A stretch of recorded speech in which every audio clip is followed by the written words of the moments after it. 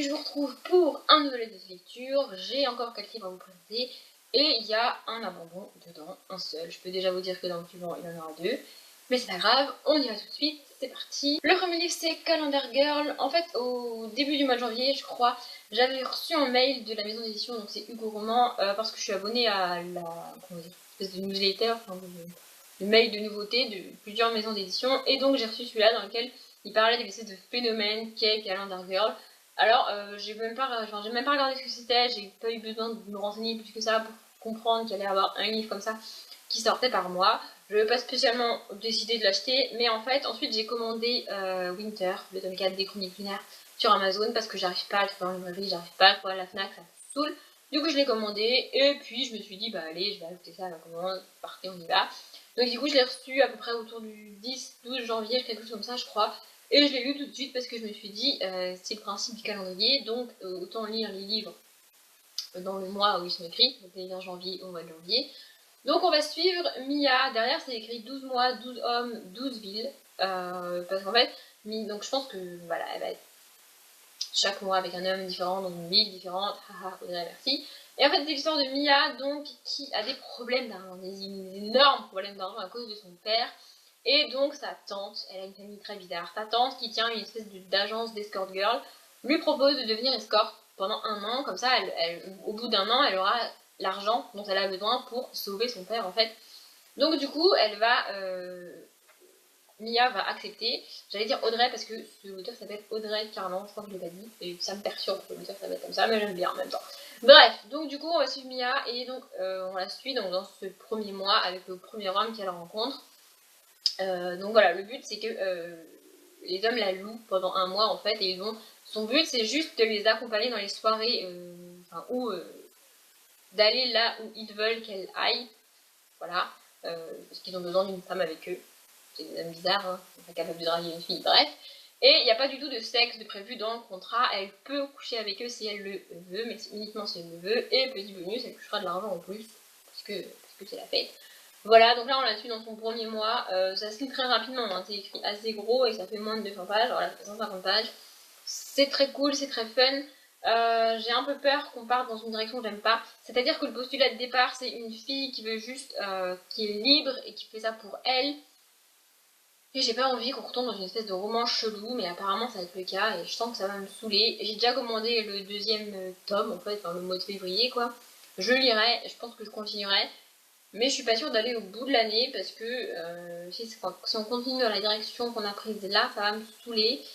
Et j'écoute Somewhere New de Kincaid et Kincand, je sais plus, bref, et M22, 22, bref.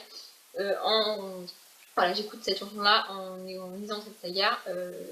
Voilà. En fait, j'ai choisi ce groupe-là, Kincand, parce que j'ai déjà écouté 2 musiques d'eux quand je lisais et c'est 2 sagas que j'ai abandonnées. Du coup, je me suis dit, peut-être que je fais quelque chose avec ce groupe-là, parce qu'il me porte malheur. Donc, voilà. Le deuxième livre, c'est Lady State, et c'est l'abandon de la vidéo. Donc voilà, donc c'est de Laura Trompette, et c'est toujours chez Hugo Roman. Je crois que j'ai pas mal lu romans cette vidéo. Bref, donc on va suivre Éléonore et Crystal, qui sont 2 filles. Oui, c'est une romance entre 2 femmes. En fait, j'avais pas prévu de lire ce livre. En fait, au milieu des deux, j'avais commencé un autre livre que j'ai à ce jour toujours pas terminé.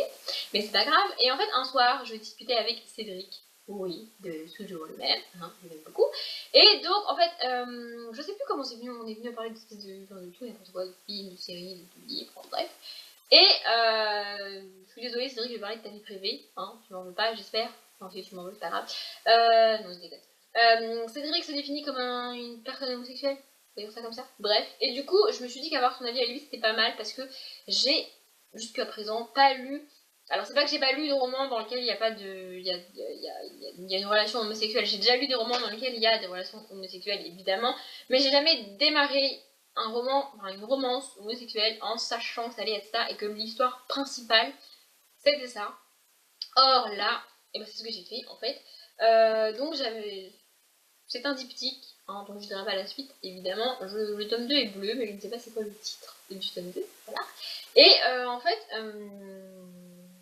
Ensuite, j'ai contacté, comment elle s'appelle, la youtubeuse qui tient la chaîne de Plume et d'encre, parce que je suis abonnée à sa chaîne depuis quelques semaines et j'avais remarqué, j'avais vu évidemment en regardant ses vidéos, qu'elle lisait pas mal de homo-romance, ça s'appelle comme ça. Du coup, je lui ai demandé enfin, pas des conseils, mais des auteurs et des titres de livres que je pourrais lire pour démarrer le genre, parce que je ne savais pas comment faire. Et du coup, c'est ce qu'elle a fait, elle m'a donné même des maisons d'édition et tout et tout. Et je l'avais remarqué déjà, mais elle m'a confirmé que elle lisait quasiment que des romans que des romances entre hommes, et que dans la littérature disponible, il y a beaucoup plus de homo-romances entre hommes que entre femmes. Bon, ici on est avec deux femmes, c'est un petit peu une exception du coup, mais c'est le seul que j'avais dans ma palle, et j'avais envie de le démarrer, donc je l'ai démarré. J'avais C'est pas que j'avais peur, c'est que j'appréhendais de lire des romances comme ça parce que j'avais l'impression que si je n'aimais pas une telle romance, c'était une forme d'homophobie.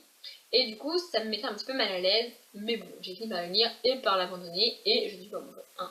Mais en fait, donc là, on rencontre Eleanor et Crystal qui, au début du livre, se rencontrent elles-mêmes et démarrent et commencent à travailler ensemble, en fait. Crystal a c'est pas qu'elle a une vie bizarre, mais en fait, elle est ni hétérosexuelle, ni homosexuelle, ni bisexuelle, c'est pas du tout précisé. Voilà, son statut sexuel, on va dire, n'est pas précisé dans le livre. Et elle couche avec des hommes, mais elle a déjà couché avec des femmes, enfin, il y a eu des histoires avec des femmes. Et du coup, le fait qu'elle soit attirée par Léonore, et Léonore, ça ne la, comment dire, ça la tracasse pas plus que ça, c'est normal pour elle. En revanche, Eleonore est une femme mariée qui a un enfant, donc elle est mariée avec un homme et elle a un enfant, et jusque-là, elle a été qu'avec des hommes. Du coup, le fait qu'elle soit attirée par Crystal, ça va la perturber. Donc ça, c'était plutôt cool pour moi, parce qu'en tant que hétéro, je peux m'identifier du coup à elle, donc c'était sympa. Et ça va vraiment, vraiment doucement au début. Au début, j'ai trouvé ça bien que ça aille doucement, parce que comme c'est mon premier roman du genre, je me suis dit c'est pas plus mal de démarrer doucement, sauf que ça va trop doucement. Au bout d'un moment, donc j'ai arrêté le livre à la page 125, pour être précis. C'est quand même beaucoup, hein, il va me passer pas mal de choses. Enfin, pas mal de choses. Non, justement, c'est le problème. Donc leur relation évolue et au bout d'un moment, il va se passer quelque chose entre elles. On peut pas dire c'est quoi, évidemment. Sauf que ce qui se passe a des conséquences opposées sur Crystal et sur Eleonore. Et le problème, c'est qu'on se retrouve avec, depuis le début du livre, la narration est alternée entre Eleonore et Crystal, comme dans à peu près toutes les romances. Sauf que donc, cet événement survient, et alors que l'auteur aurait pu choisir de nous donner des réponses en nous mettant avec Eleonore et de nous mettre dans sa tête avec toutes les questions qu'elle se pose et tout ce qui lui arrive, et c'est normal, parce que, enfin, on se pose toutes ces questions-là, c'est normal de ne pas être bien et d'avoir des questions et des interrogations. Sauf que non, l'auteur a choisi de nous mettre à ce moment-là de l'histoire avec Crystal, qui se pose elle-même des questions qui sont les mêmes que nous, sauf qu'on n'a pas de réponse. Donc on lit pendant des pages et des pages et des pages un personnage qui se pose exactement les mêmes questions que nous, donc on n'a pas besoin qu'elle nous explique ces questions-là. Et je me suis dit, mais c'est nul, enfin...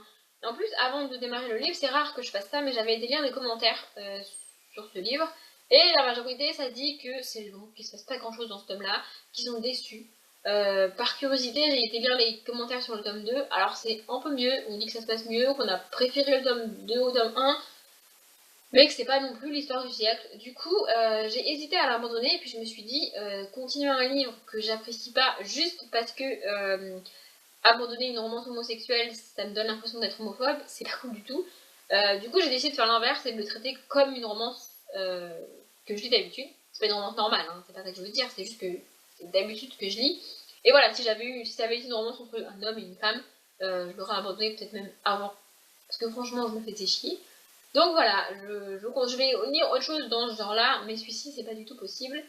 J'ai lu quoi? Ah oui, j'ai choisi une musique de Pink parce que je voulais une musique de femme un petit peu enfin si forte, un petit peu sûre d'elle, et donc j'ai choisi une Pink et je me dis Split Split Personality, ça doit être ça, de Pink. C'est une vieille chanson de Pink, mais je la connaissais pas et du coup c'était cool à choisir. Troisième livre, on continue dans la romance et on continue avec le roman, hein, avec White Season de Christina Loren. Alors en fait, je l'ai acheté au mois de janvier parce que j'avais lu les deux premiers tomes, donc c'est pas le 3. Hein, et je l'ai lu direct parce que j'avais plus trop quoi lire, j'étais dans un moment, comment dire, personnel assez compliqué, je me posais des questions sur la fac, sur mes études, sur tout ça. Et je me suis dit, il me faut un truc cool, il me faut un truc qui me remotive et qui me relance au niveau lecture et qui va m'aider personnellement. Et Christina Loren, elles ont ce pouvoir-là, c'est-à-dire que non seulement je dévore leurs livres, mais en plus elles me donnent envie de dévorer absolument tous les livres que j'ai dans ma palle, et elles me font me sentir bien. Je pourrais pas l'expliquer, c'est des romances assez normales, assez lambda, enfin assez banales, mais moi je les adore et elles me font me sentir bien. J'aurais pu sortir Beautiful Secret, je crois que c'est lui que j'ai dans ma palle, mais j'ai choisi le Wild Season parce que j'avais envie. Donc dans cette saga-là, j'ai dû aller relire les résumés des tomes 1 et 2 parce que je ne me rappelle plus du tout de quoi ça parlait. Mais on va suivre, au début du tome 1, on rencontre 3 filles qui sont amies entre elles et 3 garçons qui sont amis entre eux. Et je sais plus trop comment ils se retrouvent tous les 6 à Las Vegas ensemble. Je sais plus s'ils sont allés ensemble ou chacun de leur côté, bref, je sais pas, mais ils sont tous les 6 ensemble. Et donc ils forment 3 couples. Et comme ils sont à Las Vegas, ils se marient à Las Vegas, tous les 3. C'est pour le délire, c'est la fête, c'est une vue en gros, c'est la fête. Sauf que face à ce mariage-là, le lendemain matin, les 3 couples réagissent différemment. Dans le premier tome, on suit le couple qui va rester marié. Dans le deuxième tome, on suit le couple qui ils ont couché ensemble quand ils étaient mariés en fait. Et ensuite, ils ont fait annuler leur mariage. Mais bon, s'il y a un deuxième tome, voilà. Et dans celui-ci, on suit ceux qui ont passé la nuit ensemble, mais passé la nuit à discuter et qui n'ont pas couché ensemble et qui le lendemain ont fait annuler leur mariage. Au cours des... Donc, je crois que c'est à peu près chronologique, je crois que les 3 histoires se passent pas en même temps, mais que ça c'est un petit peu chronologique. Et donc, le temps a passé et ils sont devenus amis, tous les deux. Donc là, c'est Oliver et Lola, qui sont devenus amis. Sauf que s'il y a un tome sur eux, c'est parce qu'ils sont un peu plus qu'amis et que c'est un petit peu fun et tout et tout. Donc voilà. Alors ça a marché, j'ai bien aimé ce tome-là, j'ai beaucoup aimé, je l'ai fini d'ailleurs pendant le week-end d'Amil. Mais j'ai pas du tout, j'ai pas totalement accroché au tome parce que c'est pas que Lola est soumise ou quoi que ce soit, c'est juste que je l'ai trouvée passive. J'ai l'impression qu'elle subit sa vie. Alors plus sa vie personnelle que son histoire avec Oliver, mais elle est passive, elle est là, elle fait rien, elle n'agit pas, voilà, elle fait rien, je l'ai trouvée très très passive. Pas soumise, c'est vraiment passive et du coup ça m'a... Bah, quand je peux pas m'identifier à une fille à la fille dans une romance, c'est un petit peu compliqué.